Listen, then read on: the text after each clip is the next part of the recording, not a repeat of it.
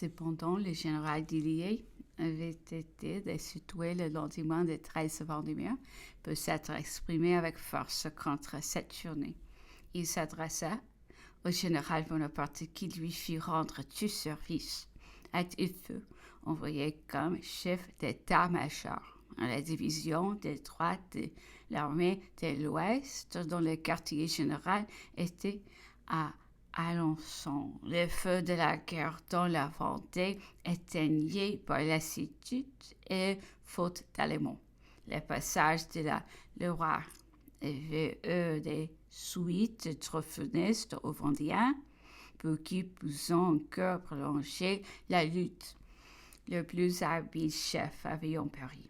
La petite fille d'André IV avait dédaigné de paraître au milieu de ces courageux soldats qui n'avaient point d'uniforme, qui se battaient sans ordre et dont l'ensemble ne présentait pas l'éclat quelquefois si vain des troupes de ligne. Charette, le seul homme capable de soutenir encore son parti, avait été fusillé à Nantes par ordre du gouvernement, qui se serait honoré en lui laissant la vie.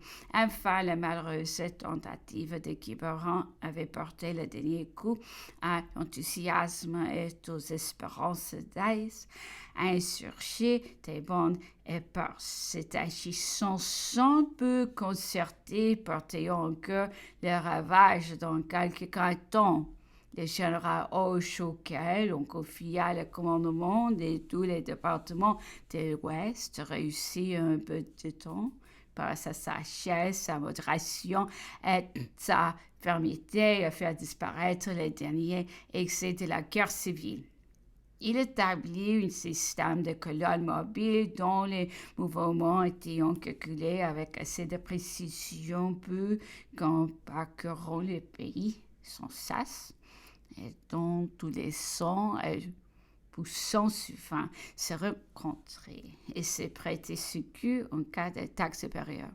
L'ennemi ainsi traqué et n'ayant pas un moment de repos et de sûreté tomba dans le découragement et trouvant un refuge protecteur dans l'oubli du passé et dans l'acte de pacification, il prit enfin le parti de préférer à des efforts de sommer son but une tranquillité qui lui assurait l'exercice de ses devoirs religieux, pour lesquels il avait pris les armes, et la certitude d'un meilleur avenir. Dans la Normandie où j'étais, la guerre s'y faisait sans gloire, mais non pas sans danger. Les chouans, à l'abri de surprises derrière leurs haies élevées, nous ajustions un peu portant et nous ayant beaucoup de monde pour entretenir leurs caisses militaires. Ils arrêtaient les voitures publiques depuis les voyageurs souvent les massacrant. Ces messieurs se persuadant que le titre de réaliste noblissait jusqu'au métier de brigand. On avait fait contre eux, peu avant notre arrivée, un petit général et bien dirigé qui les dégoûta d'un métier qui ne leur offrait plus en perspective que le châtiment réservé aux voleurs des grands chemins. Le comte de Fronté, qui commandait cette noble milice, permit à ses compagnons de s'arranger et il se retira en Angleterre après avoir, nous dit-on, brisé son épée. Les chefs les plus marquants écrivront donc au général Montigny qui commandait la division pour susciter une entrevue. Il fut décidé qu'on se réunirait au château de Louvet près d'Alençon. J'allais chercher ces messieurs dans un bois près du château. J'y fus conduit, les yeux bandés, et après un quart d'heure de marche, je trouvai dans une forêt une douzaine de malheureux déguenillés étendus sur le gazon et exténués de fatigue et de misère. Quelques-uns se faisaient remarquer par un caractère de fierté et d'hauteur qui ne démentiront pas dans l'écu de la conférence. La soumission fut entière.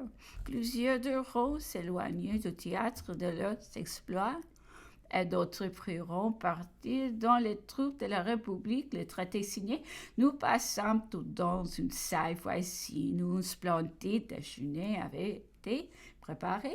Nous étions 20 personnes debout autour de cette table. Nous regardons en silence. Le général Montigny les engagea à s'asseoir. Un mouvement de tête qui n'était pas équivoque fut sa réponse. Tout le monde sortit, un changement gravement de froide politesse, on remonta à cheval et l'on se sépara.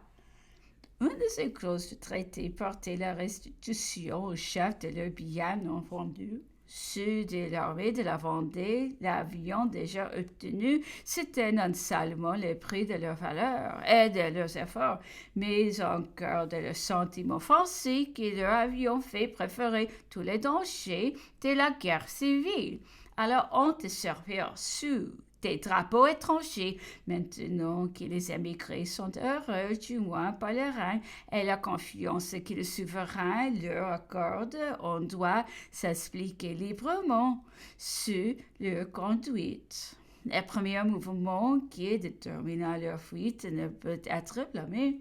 Mais peut-on excuser la honteuse résolution d'aller se mettre à la solde des ennemis de leur patrie? La Révolution était une querelle de famille dont il fallait à tout prix écarter l'étranger. Que pouvait-on attendre des Autrichiens, des Prussiens, des Anglais si ce n'est asservissement de la France, son démembrement et sa honte? Les Vendéens combattirent aussi pour le maintien de la religion et de la monarchie, mais loin de se livrer à l'ennemi extérieur, ils ne permiront jamais que les troupes anglaises vinssent à leur secours. Ils n'avaient point oublié que Henri IV avait été forcé de prendre les retraits à sa solde. Sa grande âme aurait été révoltée de se mettre au gage des Allemands. La cause des Vendéens, ainsi défendue, était respectable. Ils ne pouvaient l'emporter sans doute contre la ferme volonté de toute nation qui voulait la liberté et qui ne pouvait alors obtenir sous le gouvernement des Bourbons, mais du moins ils étaient enfoncés. Et les troupes qui les ont combattus éprouveront un sentiment de fierté à l'aspect des paysans français qui leur ont opposé un courage et une constance plus grands que ne le feront tous les rois de l'Europe réunis. Cette guerre de Juin ne plaisait pas au général Dillier plus que moi. Il n'avait pas attendu la pacification pour susciter du général Bonaparte l'honneur de servir sous ses ordres. Les titres et la lettre de service ne se feront pas attendre.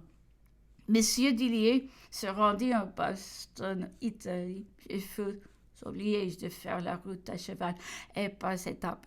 Le nom de Bonaparte retentissait partout sur mon passage et chaque jour apportait la nouvelle d'une victoire. Ses lettres au gouvernement, ses proclamations d'un style si élevé et d'une éloquence si remarquable et chevillons toutes les têtes. La France entière partageait l'enthousiasme de l'armée pour tant de gloire et peu des triomphes si brillants et si multipliés. Les noms de Montenat, de Missimo, de Lodi, Milan, Castiglione étaient répétés avec un noble orgueil. Avec ceux de Chemin, de Fleureux et de Valmy,